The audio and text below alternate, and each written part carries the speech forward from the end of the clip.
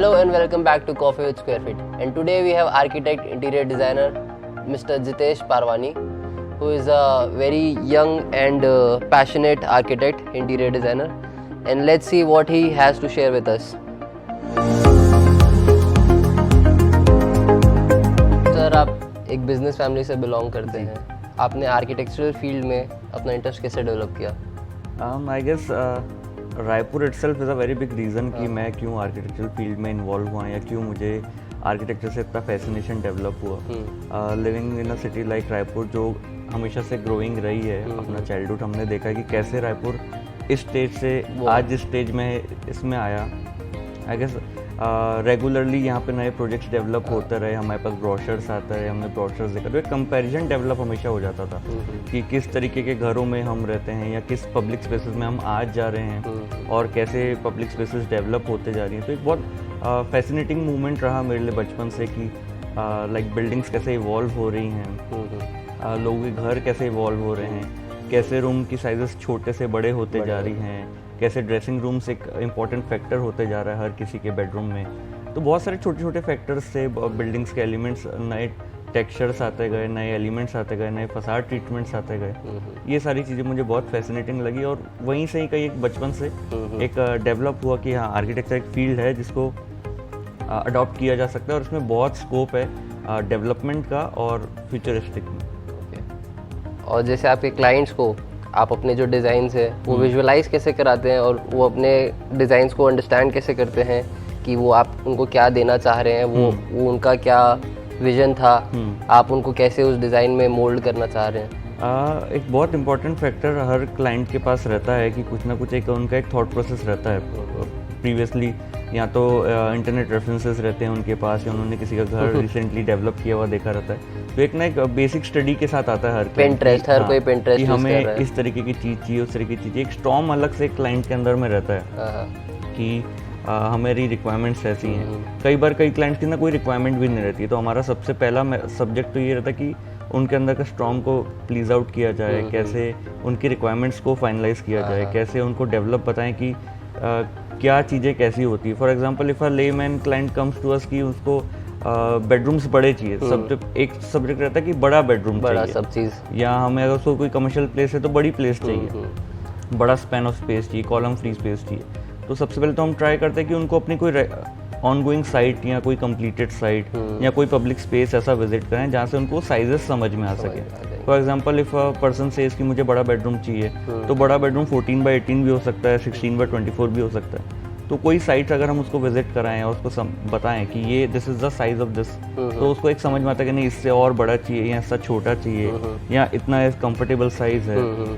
Then through software हम कुछ images develop करके, 3D इमेजेस डेवलप करके, वॉक थ्रूज डेवलप करके दिखा सकते हैं उनको, ताकि क्या एक मीडियम बन जाए उनके हमारे बीच में. कभी 3Ds बनाते हैं, कभी वॉक थ्रूज डेवलप करते हैं, ताकि एक मीडियम क्रिएट हो जाए कि जो वो क्या होता है, कई क्लाइंट का ये रहता है कि हमने आपको कुछ समझाया, आपने कुछ समझा, या मैंने उनको कुछ एक्सप्लेन किया, हो सकता है वो उस लेवल तक उसको ग्रैब ना कर पाए. तो ऐसे मीडियम्स डेवलप करने पड़ते हैं, चाहे वो सॉफ्टवेयर के 3D हों, चाहे रेफरेंस इमेजेस हों, चाहे कोई साइट या पब्लिक स्पेस उनको विजिट कराना पड़े. तो एक मीडियम डेवलप करना पड़ता है बेसिकली कि हम दोनों क्लाइंट और एक आर्किटेक्ट डिजाइनर सेम प्लेटफॉर्म में आ सके, जिससे कि कोई कंफ्यूजन ना रहे किसी भी पर्टिकुलर डिजाइन को लेकर के या मटेरियल को लेकर. एट लास्ट दोनों का गोल एक ही रहता है, एट लास्ट गोल ये रहता है प्रोजेक्ट कंप्लीशन इन अ वे कि क्लाइंट का सेटिस्फेक्शन उसमें कंप्लीटली आना चाहिए हर तरीके से, चाहे मॉनेटरी वाइज हो, चाहे लिविंग वाइज हो, चाहे एस्थेटिक वाइज हो, चाहे कंफर्ट वाइज हो, वो चीज़ कंप्लीट होनी चाहिए. तो main visualisation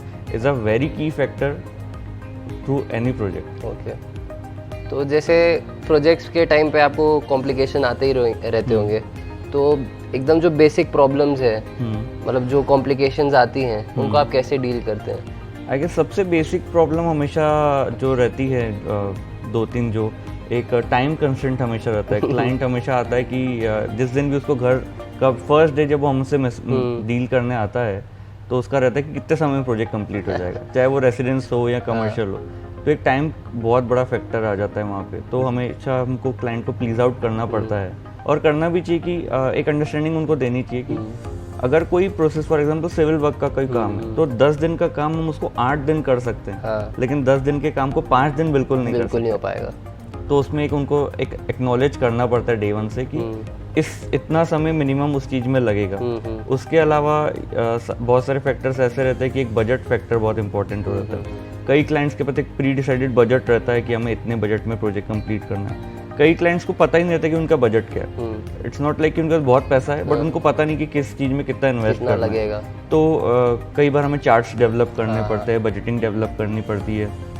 through Excel sheets सारे सेगमेंट्स को, सारे हेड्स को कवर करना पड़ता है कि किस हेड में हमें कितना पैसा हम इन्वेस्ट कर सकते हैं ताकि प्रोजेक्ट कंप्लीट हो। तो वो भी एक क्लाइंट को अंडरस्टैंड करना डेवलप होता है। इससे ये होता है कि क्लाइंट को हमेशा पता है कि उसका बजट अगर बढ़ रहा है तो क्यों बढ़ रहा है, और अगर घट रहा है तो क्यों घट रहा है। फॉर एग्जाम्पल मैं आपको एक बेसिक एग्जाम्पल बताता हूँ कि किसी क्लाइंट का हमने मान लीजिए शीट डेवलप किया है पूरा बजटिंग का, उस पर हमने कोई पर्टिकुलर एरिया का फ्लोरिंग टाइल्स का हमने for example 150 rupees square feet रखा है।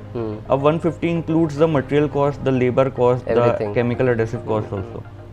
बट वाइल सिलेक्शन अगर क्लाइंट 150 रुपीज़ की टाइल सेलेक्ट करता है तो I have to let him know कि यार आप अपने बजट से ना थोड़ा बाहर जा रहे हैं सब चीज़ें। तो इफ क्लाइंट एग्रीज कि नहीं दिस इज द प्रोडक्ट की मुझे बहुत अच्छा लग रहा है, कहीं ना कहीं एडजस्ट करेंगे, तो we suppose we do a red tick mark कि हाँ हमें इसको कहीं ना कहीं एडजस्टमेंट करना है।